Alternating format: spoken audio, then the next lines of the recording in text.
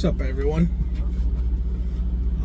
I'm still on the it's April 25th. Still on the Arkansas to West Virginia run. The delivery got rescheduled, so now I'm kind of stuck in a truck stop for the weekend with nothing to do. So I found this news article that I thought, and I decided I wanted to read it for everybody and then talk about it a bit more. So the article is trucking company looking to hold four-wheeler accountable for causing crash caught on a truck dash cam. So for those of you who don't know, a four-wheeler is your cars, your pickup trucks, your minivans, small vehicles with four wheels, basically. So I'll dive into the article. A trucking company in Utah is offering a reward for information on a motorist that caused a crash with one of their drivers so that they could hold the four-wheeler accountable. The crash was caught on dash cam and it happened on April 22nd at around 10:15 in the morning in Farmington, Utah on Interstate 15. According to KSL, the truck driver was driving for Ralph Smith Company at the time of the crash. Now the company is searching for the hit and run driver.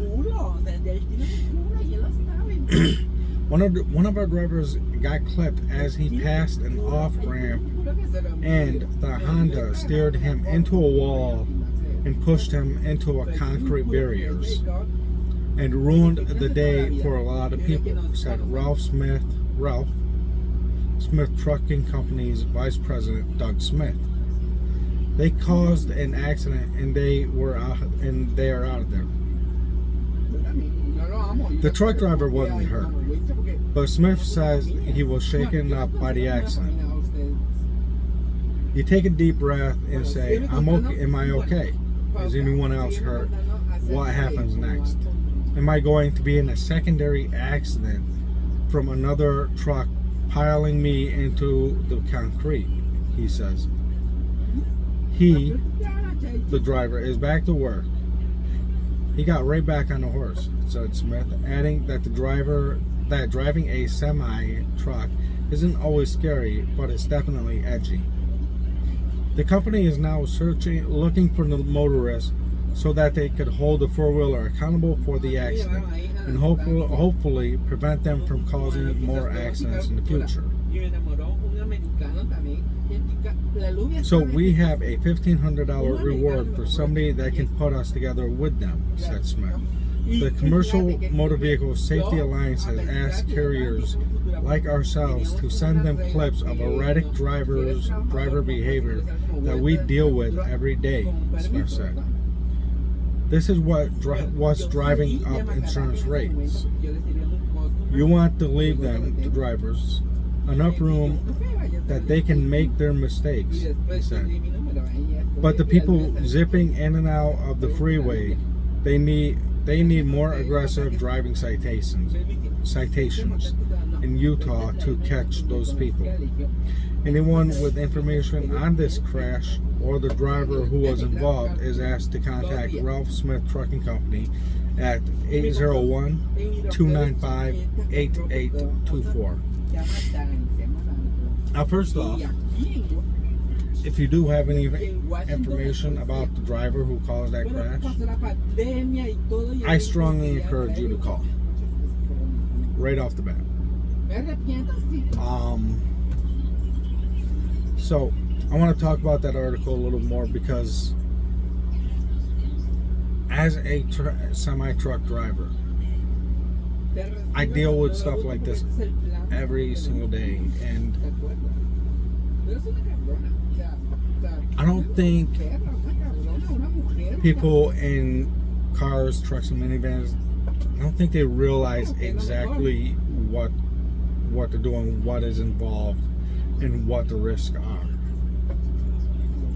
So, first, I guess, to put this in perspective, your average elephant weighs 1 ton or 2,000 pounds. This truck that I'm sitting in is 80,000 pounds. That is the equivalent to 40 elephants. That's 40 elephants. Now, you imagine that many elephants running down a highway at 65 miles per hour and then suddenly stopping on a dime. Because that's what you think we can do. It doesn't work. Cars, on the other hand, are completely different. Just the brake systems alone are completely different. Like, brakes are run off a hydraulic system or fluid. You push down the brake pedal, it forces fluid, compressed fluid into a brake chamber, and that grabs your tire and stops your car. That action is immediate. Big trucks run entirely off of compressed air. So when we apply the brakes, whether a stop sign, red light, or emergency situation, there is a delay before the brakes grab, because the air has to come from the front of the truck. It has to travel about 65, 70 feet worth of airline, and then go into a brake chamber about this size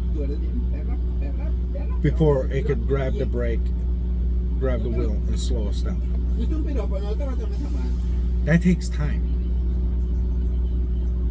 So when you're traveling down the highway and as soon as your bumper clears our front bumper, you just cut in, not only are you risking your own life doing that, but you're putting everybody around you in danger. Because I have to slam on my brakes, I have to swerve my wheel. I could potentially roll this truck over or hit another car. I could cause a pile up of vehicles behind me. And I don't think a lot of people realize just how much is involved in stopping these things. We do not stop. We don't. It takes us about at least a football field to stop this truck. And then you got the other class of people who do it on purpose. They'll swerve in front of us, and then they'll brake check, and they do it on purpose. They want us to hit them, and they do it because they're looking for an easy payday. They think it's an easy payday because most big trucks are owned by mega carriers, big companies that have just settled out on a vehicle accident, vehicle injury, than actually fight it. But that's about to change. In the feds, there is an insurance fraud bill that is currently being pushed through. So, all of us big trucks, tractor trailers, we all have dash cams now. when a motorist purposely cuts in front of us, brakes, checks us, and leaves us no option but to hit them,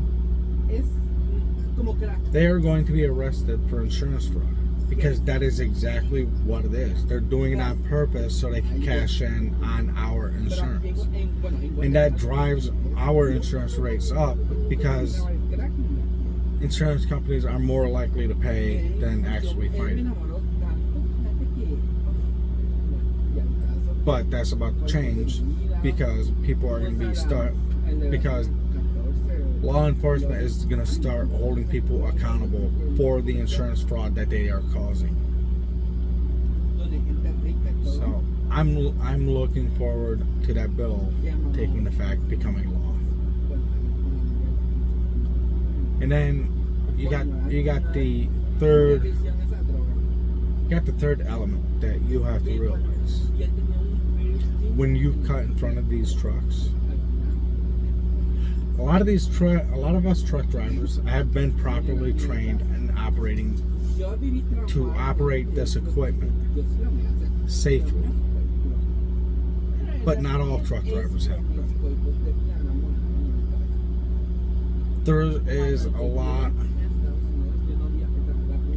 and you'll see in my previous videos, I've talked about this. You have a lot of these truck driving schools. They are not teaching drivers how to drive. They are not teaching CDL drivers how to drive big trucks. And that is becoming a problem. Because a lot of young drivers, a lot of new drivers are not properly trained. They don't have the experience. They don't know how to manage this equipment in emergency situations.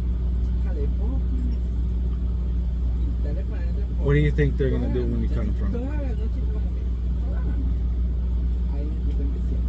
So, what do you think is going to happen? I mean, look at all of the past 2 years. Just look at all the fatalities involving trucks and small cars. And, you know, majority of them, it's the person in the small cars who suffer the most. Not us. When we get into an accident, I mean, this cab that I'm sitting in is reinforced. 9 times out of 10, I'm not going to get hurt at all. 9 times out of 10, I'm going to be perfectly fine. It's the motorist in the other car who is going to die, who is going to go to the hospital, going to be in the ICU, who is going to suffer for the rest of their lives. And I have to keep that mindset every time I get in this truck, every time I turn the key, every time I put this truck in gear. I have to keep that mindset that I can, if I'm not careful, if I don't pay attention,